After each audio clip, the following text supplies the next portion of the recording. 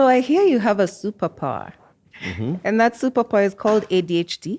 I don't know if it's a superpower, but yeah, I have something like that. Wow. All right. So, ladies and gentlemen, welcome to The Failure Effect, a show about reclaiming the word failure and turning it into success. Today, we're hanging out with David Madenge, aka Nameless. He is a superstar, we all know, and he's about to tell us about how he found out that he had ADHD Yeah. and how this has become his superpower. So, Yeah. when did you find this out? So, attention deficit hyperactive disorder. Yeah, ADHD. I used to see it. I used to hear about it long time. I have a nephew who also struggled with it for some time, but I never really investigated what it's about and stuff like that.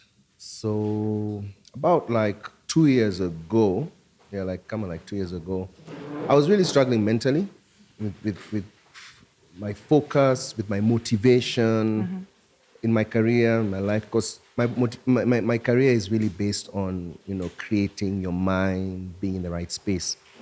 So I'm like, why am I not feeling the way I should be feeling? And I was just like, there's something off. Is this depression? Is it?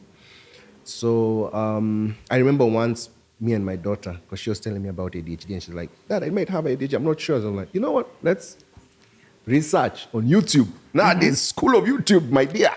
Indeed. And we are in YouTube. Yeah. We are part So of yeah, it. right now. We're contributing to the School of YouTube. So, man. So I started researching on ADHD and I would hear the different symptoms, and I'm like, that's so me. Wow. My wife came from upstairs like, "Duh, that's you, bro." So I was like, I need to go see a psychologist and a psychiatrist. So yeah, I went there and did a bit of evaluations, and they told me, okay, you seem to be in a spectrum. And now they explained to me so much about ADHD, and I was like, oh, that explained all my life. It really explained where I would feel my struggles, where I would struggle with sometimes attention, I would struggle with sometimes focus and sometimes ultra focus. So the more I learned about it, the more it kind of explained to me my ups and downs in life, my strengths. I think that's what you were mentioning in terms of superpowers. Yes. Which is really good because people nowadays are good in showing their positives and negatives to everything. So if you look at it on the positive side, then you can use it better. Now you know how to take advantage of some of the strengths and weaknesses. Yeah. So that's how I kind of found out about the fact that I'm definitely in the spectrum, not extreme ADHD. Because he also told me, funny enough, your life has been quite okay based on your school, education, your career, your relationships, and normally ADHD will struggle in all those areas. But that's how they also helped me evaluate it, because I worked with different mind specialists, with psychologists, counselors, what. So it all helped me get the knowledge that, yes, there are areas I'm not very strong in, but there are areas I'm actually very strong in.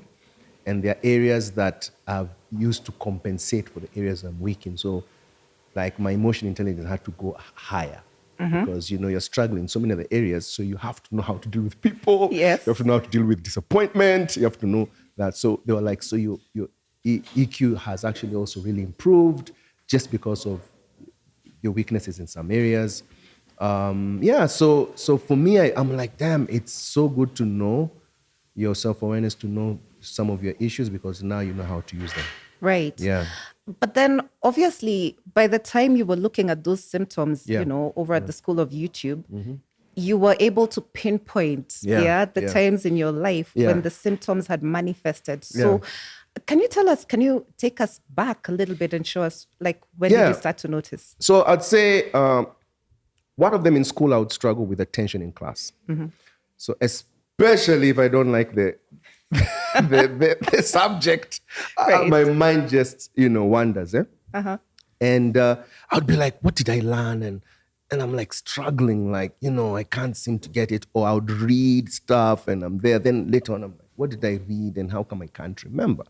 So I would always have to find a way to keep that knowledge in my mind. My short-term memory, I realized, is not that good, has never been that good. So I struggle with names, I struggle with stuff like that. So for me, when I look back at such things, I look back, I'm very last minute. So I'm like, I'll push things to the last minute and I have no choice. And I'm like, why do I keep doing this to myself? But I'll still hack it. Yeah. So I'm like, I've always been last minute. And those are some of the things that come out, especially for that, because your motivation can be delayed unless you have no choice. Yeah. Then I would notice that some things, then I would be very ultra focused.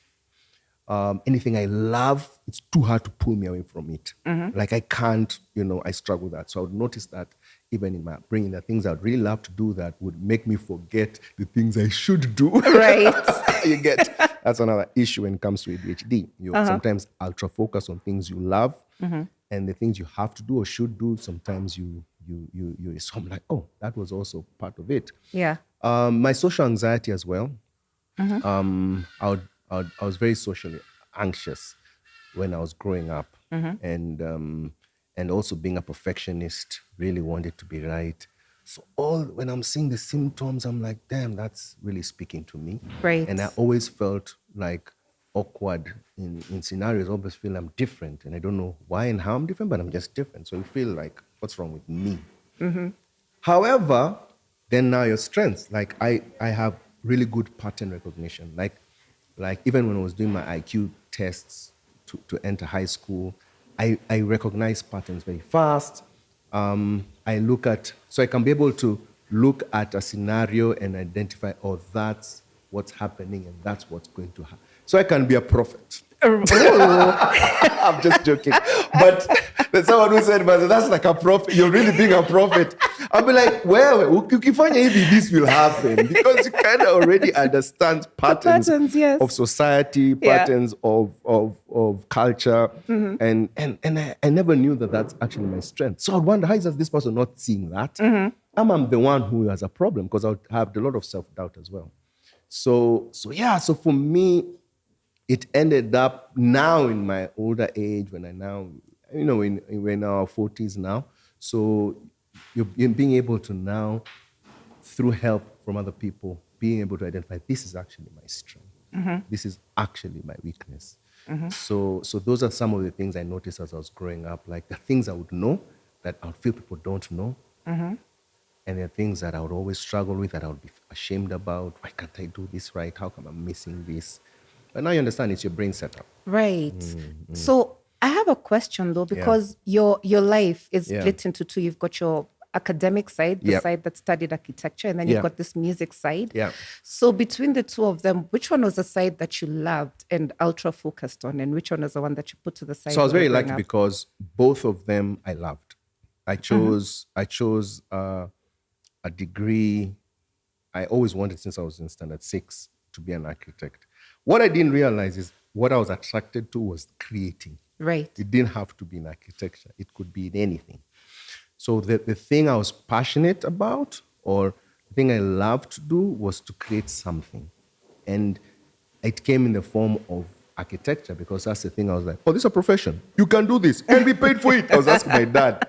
Then I asked my bro, someone can draw drawings and then they turn into buildings? Yo, I got to do this, So I tried to get, to make sure I pass to get that. So I got it.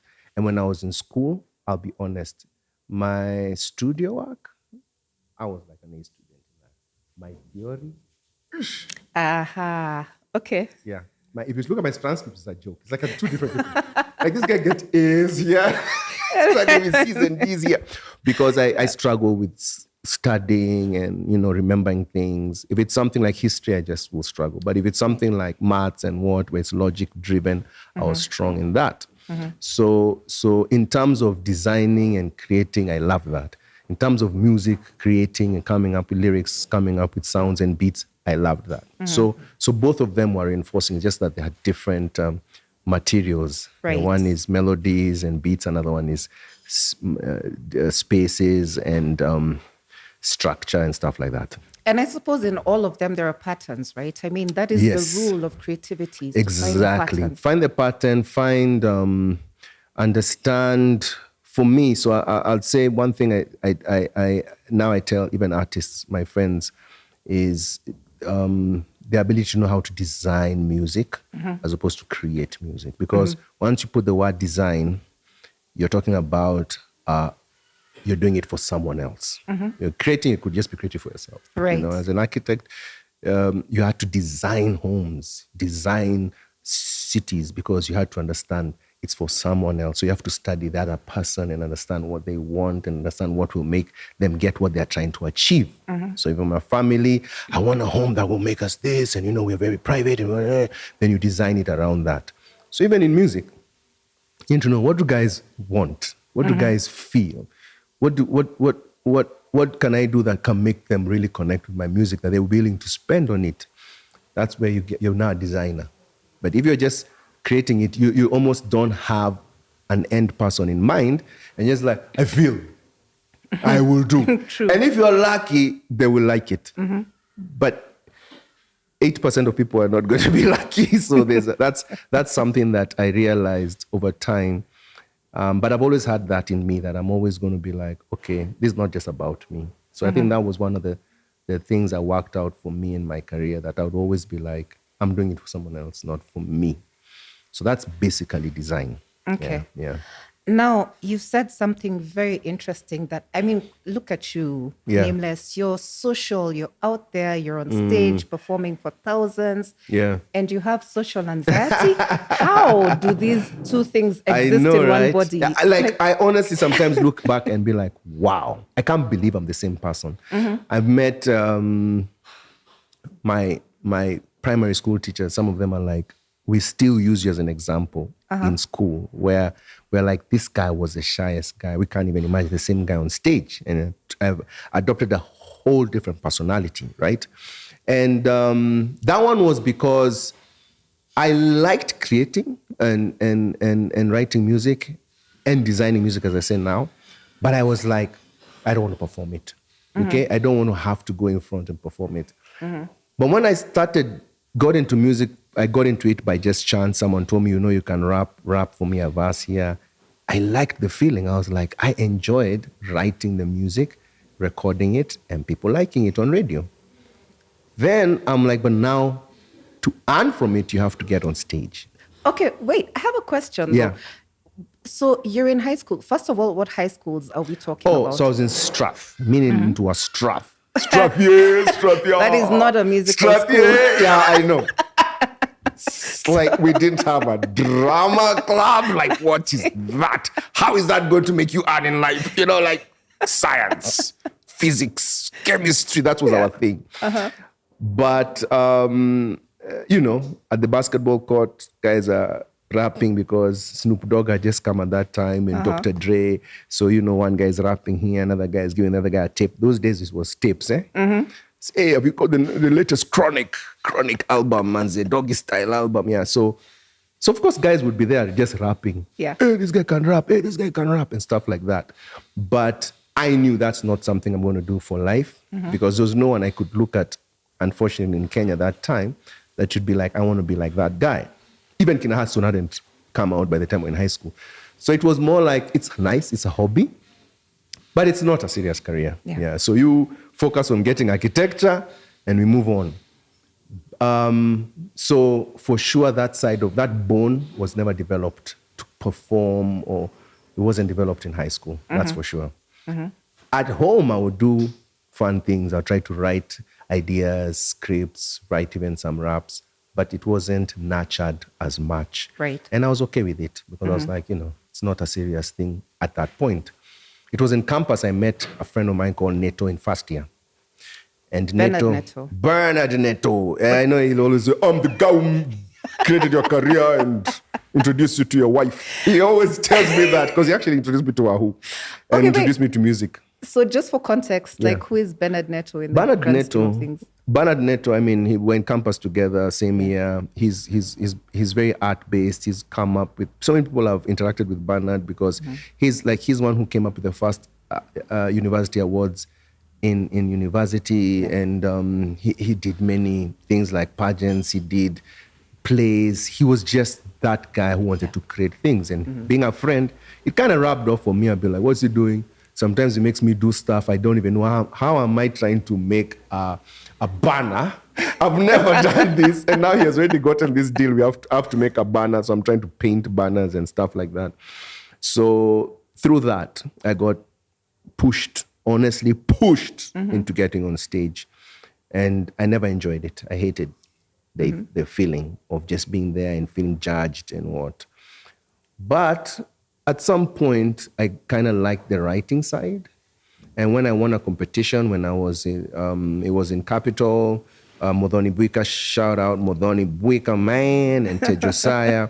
There was a competition. Me, I'm just there working a night shift job. I win the competition, and all of a sudden, I do Megarider, and it becomes a big song. And now I have to present it on stage.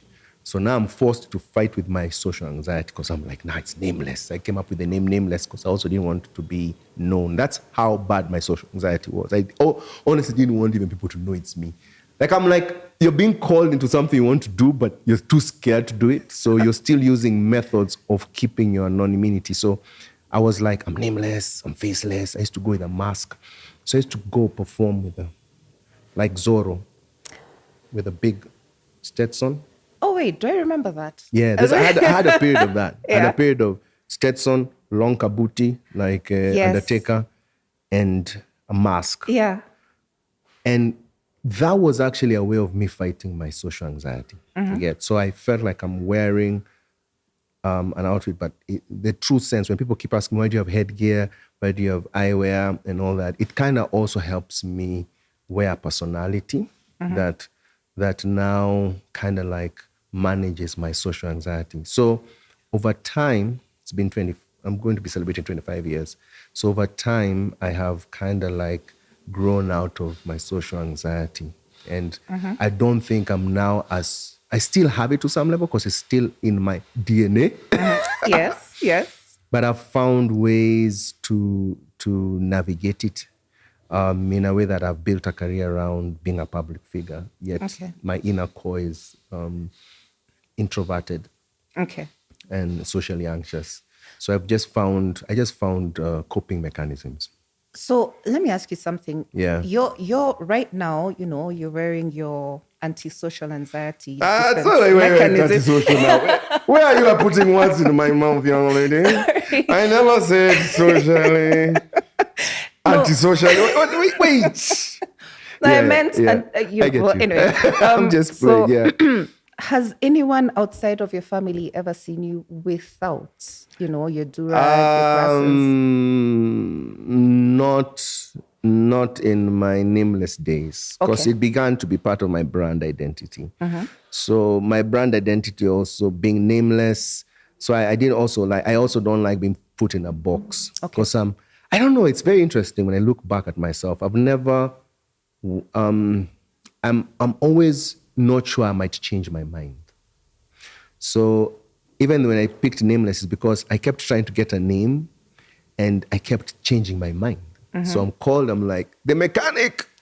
I didn't like how that sounded. There's a time I was being called the mechanic. Like I used to wear overalls and I'm with those shows of NATO. I'm like, the next is the mechanic. And I'm like, that doesn't sound nice. The next one, I'm Slimmy Talls. That still didn't sound nice. So I'm like, okay, how do I create something that if I don't feel I have to change? So that's how Nameless came about, right? So I've always wanted not to be boxed in a certain way, right? So even when I was like, how do I remain mysterious to some level? I was like, let people know you, but also have something for yourself. So the mystery of people not really seeing my eyes, not seeing my forehead. Others are like, Akona Kihara! the theories. I'm sure there are. Macho yake ni sijui macho Congo, sijui what they call it. And I'm like, guys. See, we do this. How about you just show them who you really are? So you take them off right now. Yani, you've just decided. I do my 25 years and I just come and I'm just like, I mean, even my toy will be like, really, Monsky? Like, really? Like, you can't have kept it all that long. I mean, I feel like it would have to be a major stage in my life for me to do that. And I'm not there yet, where I'd be like, I'm revealing something to enter a different stage in my life. But now I have to be true to the brand, Nameless. So Nameless, it's also that it's, headgear and eyewear in terms of the physical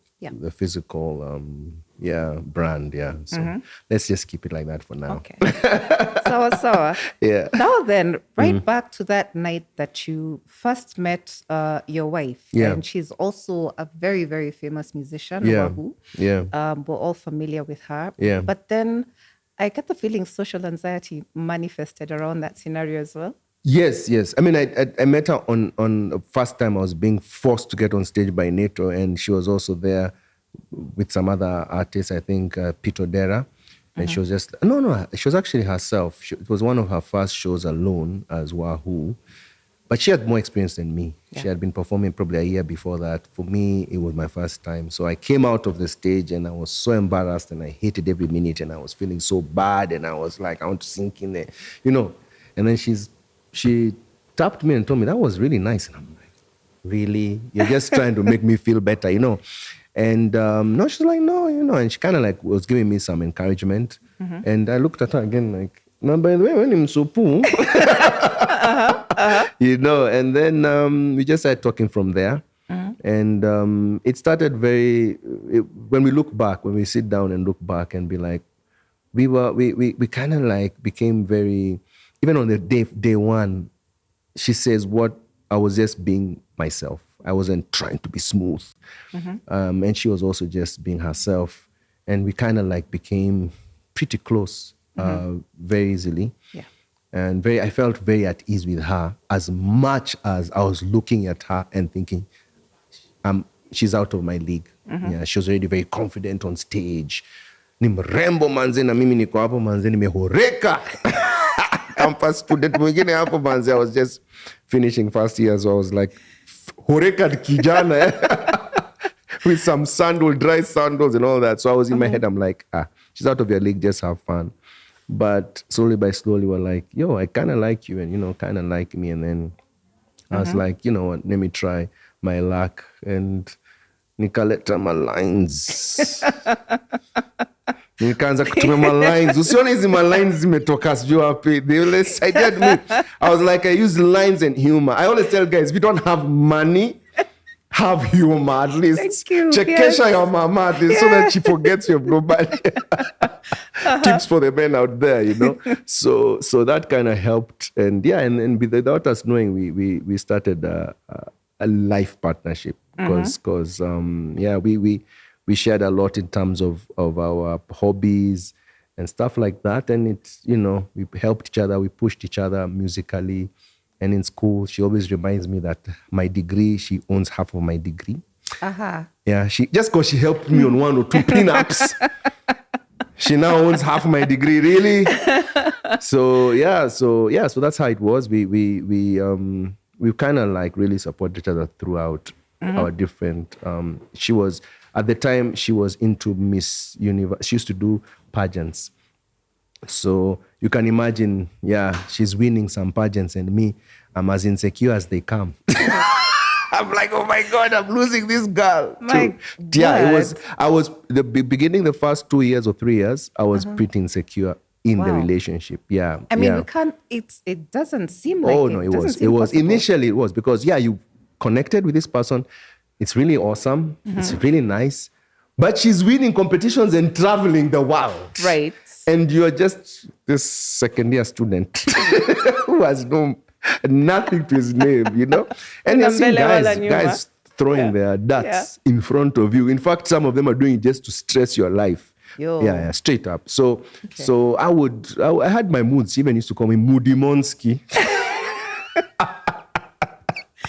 Moody Monsky, because I I would fear that I'm going to lose her.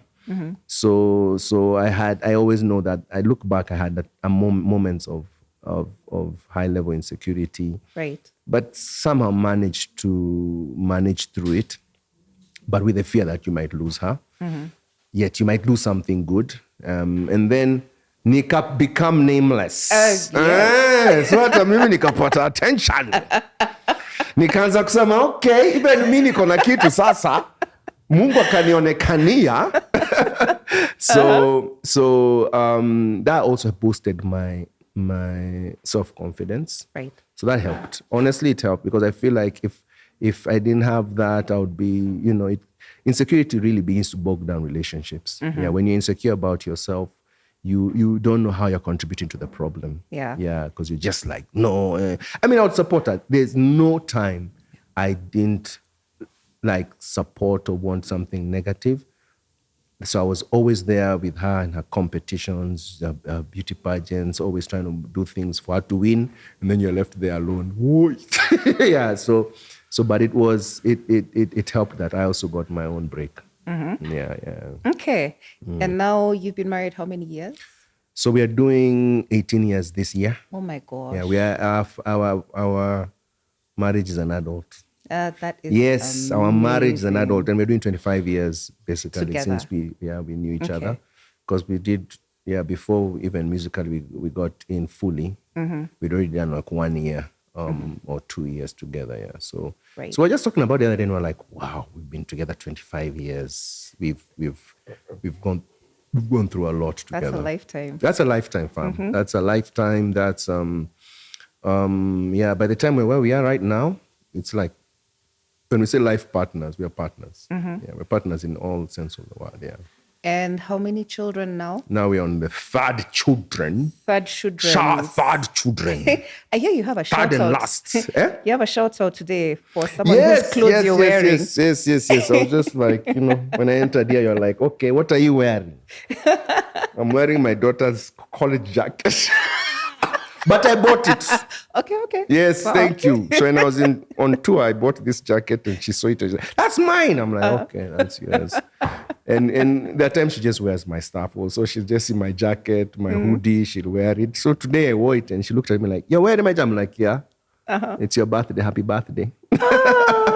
Yeah, so she's turning 17.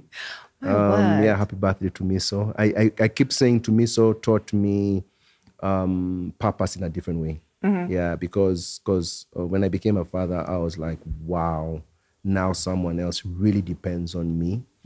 And it really made me understand what purpose is at that age, and we just gotten married, where you're not doing stuff just for you, you're doing it for someone else. True. So she gave me a big introduction to seeing life in a bigger way. So she's definitely been a big part of my growth, because she's a lot like me. So I look at some things I've not even taught her and she already does, and I'm like, so some things you're just born with, So I've always had that thing where I see both sides of every situation. Like, I can't stop myself from seeing both sides. You get? Yes. That's why I don't get as angry, because I'll be like, that guy did this. But then I look at his perspective also. Then I'm like, why aren't you getting angry? I'm like, I don't know. I'm not getting angry, because I get irritated for sure. But and she has that kind of thing where she kind of sees both.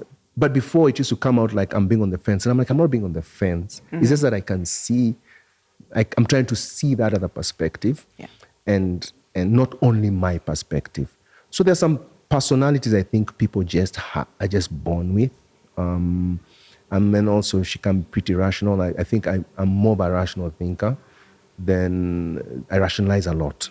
Like, before I get too angry about something, I'll rationalize and say, okay, and move on. Yeah.